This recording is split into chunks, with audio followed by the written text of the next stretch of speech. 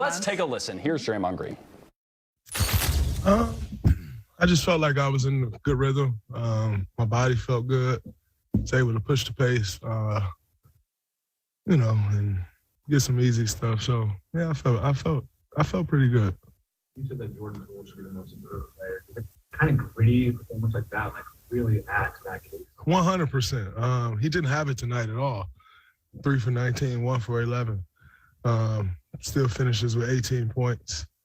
Which means he obviously got to the free throw line and got fouled. But I thought the way he kept himself in the game by getting other guys involved, that's growth. When you look at where he's come from, the steps that he's taken, he's been thrown into a position that not many guys will handle well, and that's essentially to, with all due respect, to do your best Steph Curry imitation. And now doing your best Steph Curry imitation is incredible, but still, Jordan's continued to grow, and he's kind of been thrown into that role. And most guys wouldn't handle that well and would fail miserably. And I thought tonight, like I said, having a poor shooting night, stuck with it, didn't have any energy, and he helped us close the game down the stretch. And I think that's the sign. I said in my interview, he's one of them guys. And, that's the sign. Like, no matter what, you're finding a way. So I think that definitely helps add to this case. And like I said, again, all these awards seem like they, when there's no criteria and it's just personal opinion, the award is called the most improved, not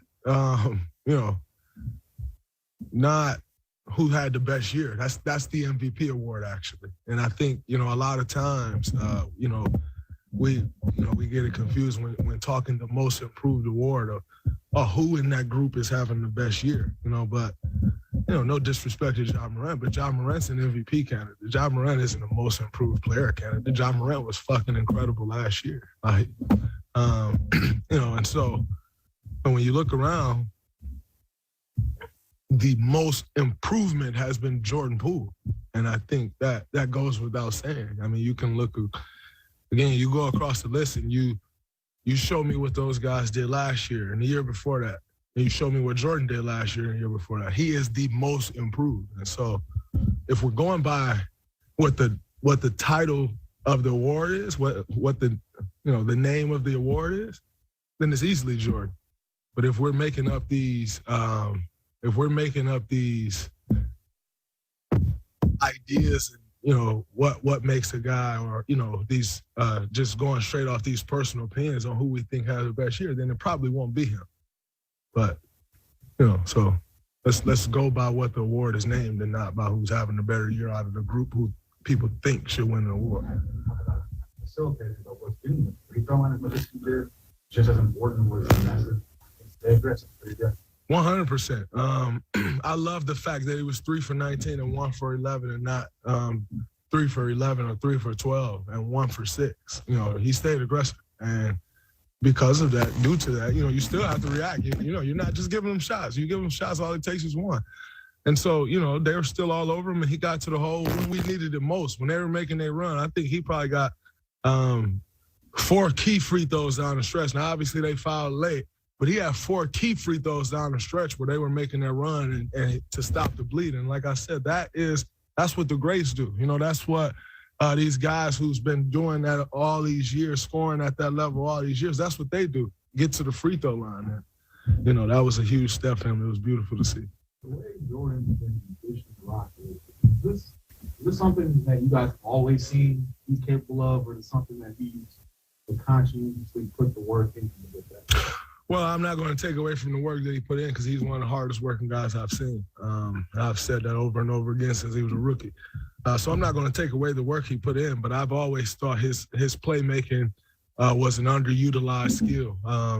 And, this year he's been able to do more of that. But I've always thought, you can put him in the pick and roll and he can really make plays. Early on it was like, oh, man, we want him to be a spot-up shooter, and he's not that. Can he make shots? Of course. But he's not a spot-up shooter. He's a player. And he's got an opportunity to do that, and I think he's taking advantage of it. But, I've known since he got here, he showed quickly that he knew how to pass the ball. And, now that he has the ball in his hands more, it's showing more and more. How do you think that in particular, because when he was starting in place of Clay, he was doing a lot more spot-up shooting, right? Now starting in place of Steph, he is doing a lot more ball handling. When Steph comes back and he goes to that second unit again, how do you think him having more reps being that primary ball handler is going to impact the second unit? Well, I'm not sure he goes back to the second unit. I think that's still to be decided, and that's not an easy decision to make. So I'm not going to sit up here and Coach Kerr. That ain't my decision whether he goes back to the second unit or not. But Coach Kerr is a very smart coach, very smart man, and just because Steph comes back doesn't mean you totally take the ball out of Jordan's hands. He's done well. What you've learned is you have another weapon to get Steph off the ball and allow Jordan to make some plays as well.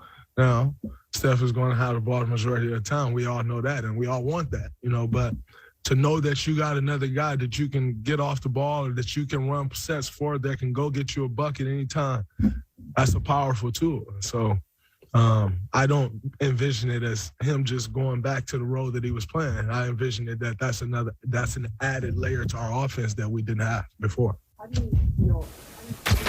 Great stuff from Draymond Green. Very interesting.